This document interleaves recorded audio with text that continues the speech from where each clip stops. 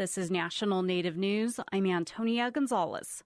San Francisco has removed a statue Native Americans say is derogatory.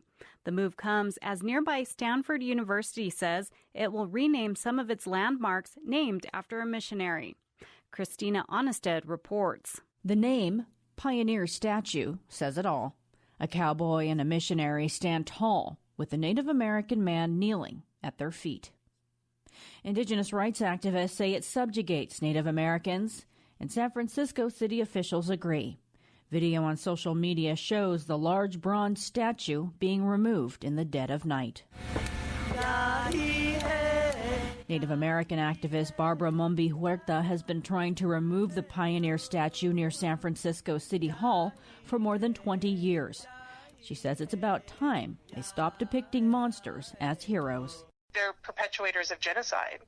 They're people who have supported Holocaust, and they're no different, if not worse, than Hitler. And we have been brainwashed to think that there are heroes, but they're not. So, that's a narrative that is starting to shift. San Francisco's decision to remove its Pioneer statue comes as Palo Alto's Stanford University announced it will rename its mall. It was named after Junipero Serra, who founded California's mission system that forced indigenous communities into slavery and instituted religious persecution.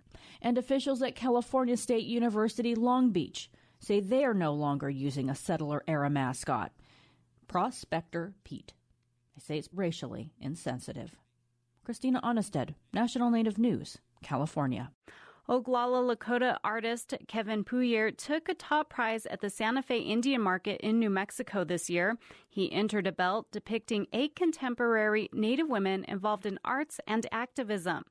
The artist carved sections of the belt out of buffalo horn and inlaid it with other material. Victoria Wicks has more. Kevin Puyer says a lot of Native artists create traditional art because that's what sells. Puyer says he also makes jewelry and other decorative items, but he prefers to turn his focus to the immediate concerns of his community and tribe. Those old images of the hunting and the battle scenes, those are our ancestor stories that they did, and I got my story to tell in 2018. We have a lot to talk about, so that's what we focus on is what's going on today. That's why he chose to depict still living Native women who are artists and activists addressing climate change and other environmental issues, preservation of indigenous language and traditions, and human and civil rights. Puyer credits his wife and arts business partner with inspiring the piece. Valerie Morgan says with the Me Too movement and the participation of women at Standing Rock, this belt's time had come. Last year's belt was a series of images about Standing Rock, but we wanted to move forward from that because it's happened, and I said we need to do some women. The belt has been purchased by the Smithsonian's National Museum of the American Indian in Washington, D.C. For National Native News, I'm Victoria Wicks in Rapid City, South Dakota.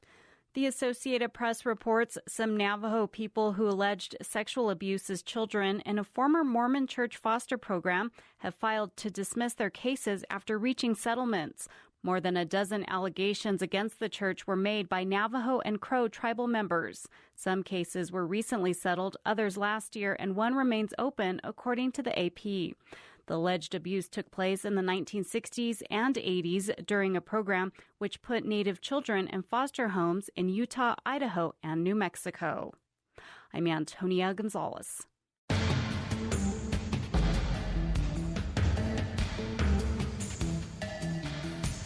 National Native News is produced at the Annenberg National Native Voice Studios by Quantic Broadcast Corporation. Funding is by Odawi Law Group, provider of Indian law solutions, and by the Corporation for Public Broadcasting, with support from the Public Radio Satellite System. Support for law and justice-related programming provided by Hobbs, Strauss, Dean & Walker, LLP, a national law firm dedicated to promoting and defending tribal rights for more than 30 years. More information available at hobbsstrauss.com. Supported by Volunteers of America, a premier substance use treatment provider offering a White Bison certified well-briety program within their residential Native American treatment services. Applications and more at voanr.org.